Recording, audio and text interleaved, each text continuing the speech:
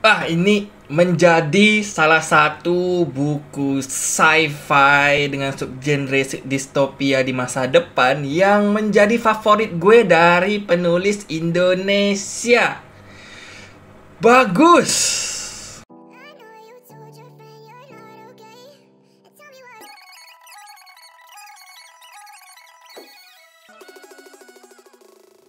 Halo Buklafas, balik lagi bersama gue Rio. Nah, di video kali ini akan gue bahas itu adalah novel ini Hitam 2045. Ini adalah novel yang ditulis oleh seorang penulis yang bestseller banget. Mungkin kalian kenal juga dari karya-karyanya, yaitu Filosofi Teras. Dan Om Henry akhirnya menulis buku non-fiksi ini yang gue gak nyangka-nyangka ternyata ada gitu ketertarikan Om Henry untuk menulis non-fiksi. Kita tahu Filosofi Teras dengan cerita dan pembahasan keseharian dengan penerapan filosofi stoik gitu kan. Nah, tapi kalau ini ngebahasnya itu sci-fi dan fiksi, gak nyangka aja gitu. Itulah yang membuat gue tertarik dengan buku ini. Sejauh ini buku fiksi yang udah ditulis oleh penulis Indonesia, genrenya sci-fi lagi, yang menarik perhatian gue itu udah ada 2 ya, termasuk ini, yaitu pertama Disorder dan Hitam 2045. Yang Disorder itu bagus, gue suka mengangkat genre distopia, gak distopia juga sih, tapi kayak apokaliptik gitulah ya, disaster gitu sci-fi-nya, dimana bencana yang diangkat di sana diceritanya itu adalah tentang wabah penyakit, sama ketika waktu kita pandemi COVID kemarin. Nah, yang ini Hitam 2045 ini mengambil latar Indonesia di masa depan, yaitu tahun 2045. Dan untuk judul hitam ini sebenarnya adalah panggilan oleh karakter utama untuk buku hariannya atau jurnalnya. Jadi ceritanya seperti ini nih sinopsisnya. Ada seorang karakter bernama Agni yang masuk ke program pemerintah, yaitu Pilar Muda sebutannya. Ini kayak semacam program pemerintah untuk melahirkan generasi-generasi terbaik, penerus bangsa gitulah. Jadi sejak kecil mereka udah dididik secara khusus oleh pemerintah dengan ya berbagai macam pelajaran, ilmu pengetahuan dan sebagainya, sehingga menghasilkan generasi terbaik gitulah. Agni ini adalah salah satu kandidatnya dan dia sedang mengikuti semacam pendidikan tersebut oleh pemerintah gitu.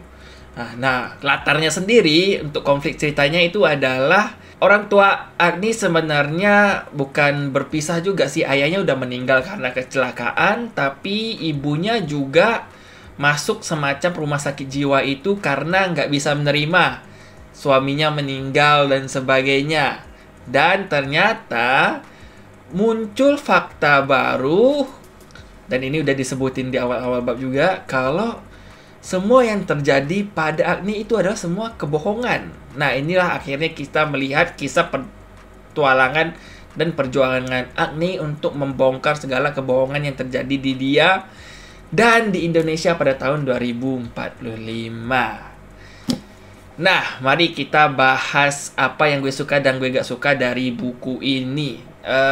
Gue sendiri sangat tertarik terhadap penulis-penulis yang bisa menghasilkan genre-genre yang beda gitu loh. Jarang. Penulis-penulis Indonesia umumnya itu kayaknya menulis cerita slice of life atau keseharian kehidupan gitu.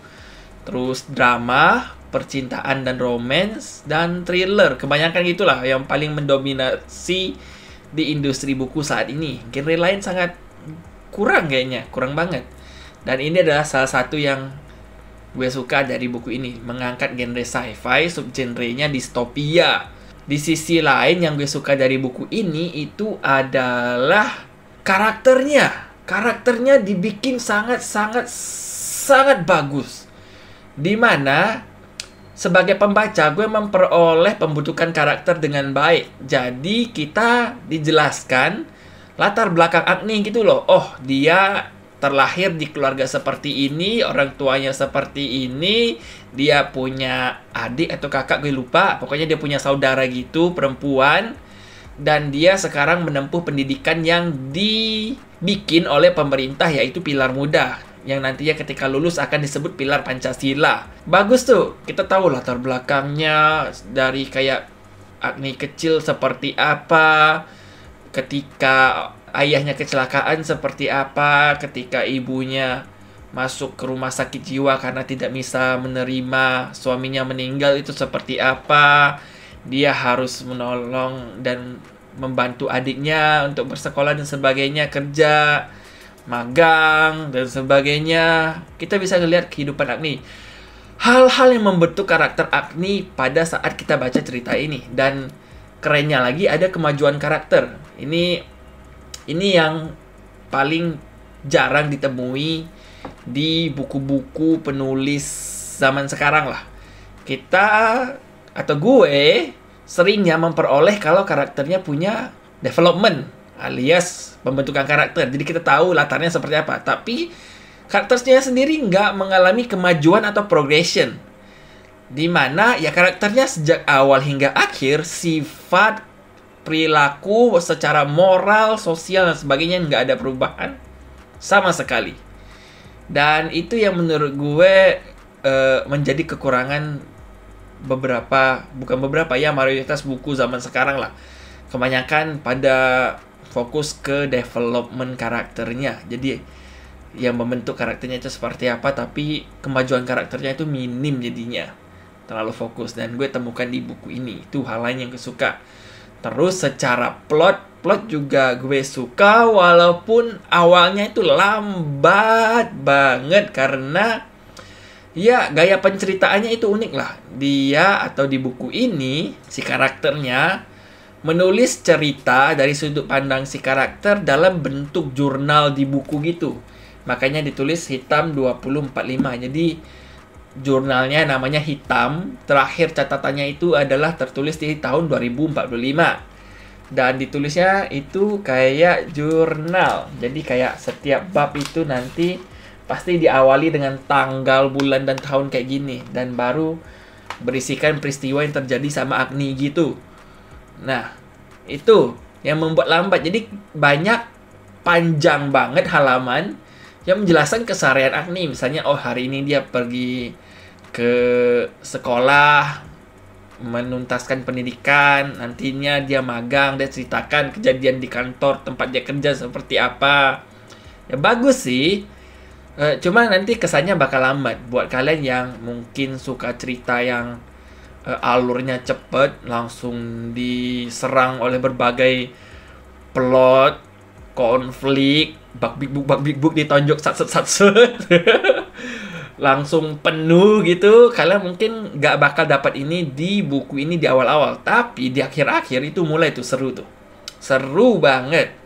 Bahkan gue bisa berkata kalau buku ini termasuk buku yang paling bagus sci-fi di Indonesia kayaknya setelah Disorder.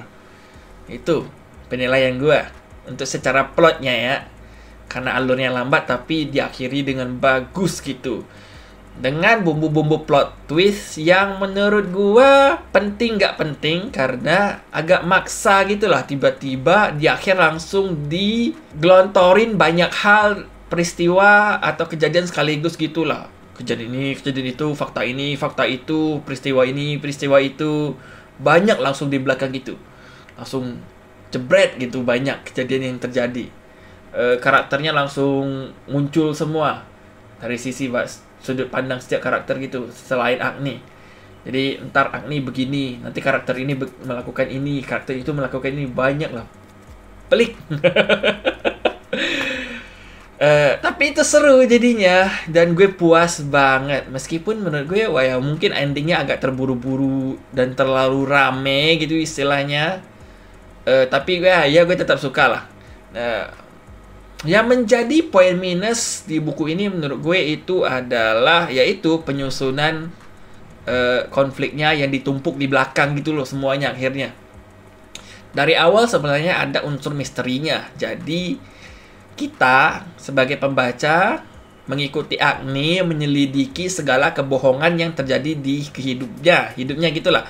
Mulai dari Agni mempertanyakan apakah ayahnya itu beneran kecelakaan atau enggak.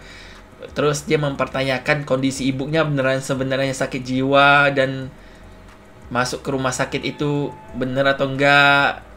Terus dia mulai menyelidiki teman-temannya apakah bisa dipercaya atau enggak. Jadi masih ada unsur misteri yang kita ikuti gitu. Jadi kita mempertanyakan banyak hal dan kita mencari tahu banyak hal. Dan di sini juga dikemas dengan penuh action lah. Zamannya distopia modern Indonesia gitu. Seneng banget gue mengambil latar Indonesia dan banyak mengangkat lokasi-lokasi di daerah tertentu gitulah. Ya, itu sih penilaian gue. Minusnya gak banyak, malah gue suka. Mungkin minus karena plotnya bertumpuk langsung, konfliknya itu di belakang langsung penuh gitu. Jadi kayak pembaca mungkin bakal agak kaget. Hah? Wait, tunggu. Wow, stop, santai. Dan kalian bakal bakal kaget deh untuk endingnya. Gue suka dah. Dan itu review gue untuk Hitam 2045 oleh Henry Manam Piring. Sampai ketemu di video gue berikutnya. Bye.